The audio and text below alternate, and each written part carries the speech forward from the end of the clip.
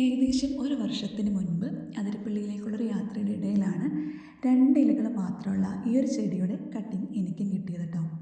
വളരെ മനോഹരമായിട്ട് തൊട്ടടുത്ത് നിൽക്കുന്ന ഒരു മരത്തിൽ പടർന്ന് പന്തലിച്ച് നിൽക്കുന്ന ഈ പ്ലാന്റ് എന്നെപ്പോലുള്ള ഏതെങ്കിലും പ്ലാന്റ് ലവേഴ്സ് എടുത്തതിന് ശേഷം വന്നിട്ടുള്ള ഒരു ചെറിയ കട്ടിങ്ങാണ് എനിക്ക് കിട്ടിയത്.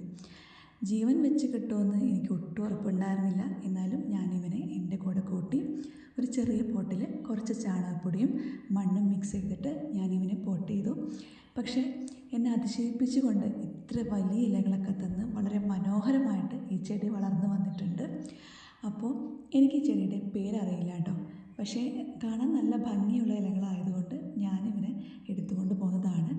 എൻ്റെ വീടിൻ്റെ ഏതെങ്കിലും ഒരു കോർണറിലോ അല്ലെങ്കിൽ കോർട്ട്യാർഡിലോ ഞാൻ ഈ പ്ലാന്റ് നട്ടു വയ്ക്കണം എന്നാണ് ആഗ്രഹിക്കുന്നത്. ഇതിൻ്റെ പേരറിയാവുന്നവർ ഒന്ന് കമൻറ്റ് ചെയ്യണം.